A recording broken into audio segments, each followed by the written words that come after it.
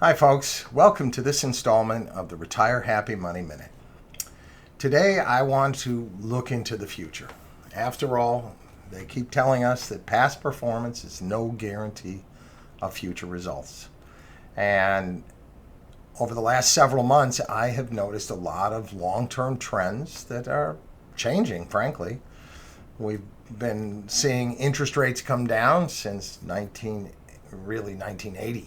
So more than 40 years, and now we're seeing them going up. We haven't had much inflation for the last 40 years, and now we're seeing inflation that we haven't seen since then. And the global supply chain and economic alliances and partnerships are realigning all over the planet.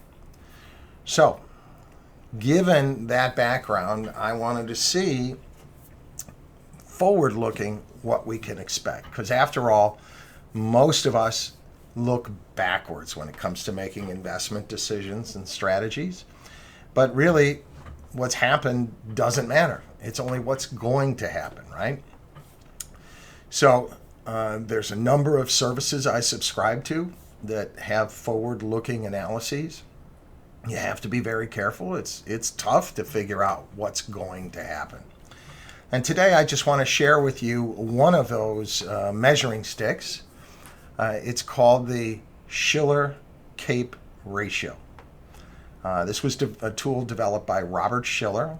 Robert Shiller is an economics professor at Yale. He's been at the Wharton School prior to that. And he won a Nobel Prize in economics back in 2013 for his work on empirical valuation of stocks. And this ratio is based on a moving average, so that the volatility like we've been seeing here in the past few years doesn't overshadow that predictive nature. And it's really based on the notion that there's a long-term trend, and if we outperform that trend, we have to underperform that trend to get back to the norm. This is very basic statistics type of analysis. And this ratio has proven to be a pretty strong predictor of future returns in stocks. So what is the ratio telling us today? Today it's suggesting that over the next 10 years, the S&P 500 will return about 2% annualized return. So that's certainly not what we've grown accustomed to here over the last decade or so.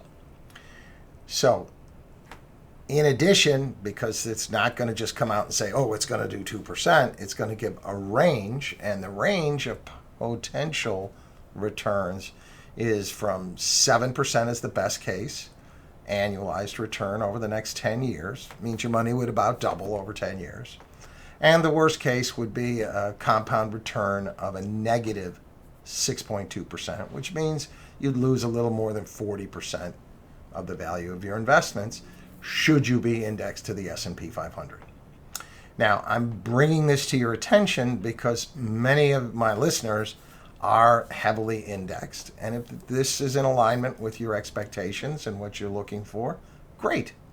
But if it's not, you may want to consider alternatives in terms of where to allocate your money.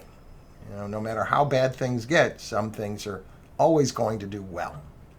Anyways, take this information, look forward to where you are. Am I going to be retiring in the next 10 years? Can I afford to have these kinds of return potentials? Or have I retired and am I drawing down on my portfolio? And how will this range of outcomes affect my ability to finance my lifestyle for the rest of my life? Anyways, please use the information. If you have any questions, of course, call us at the office. And here's to you having a very happy retirement.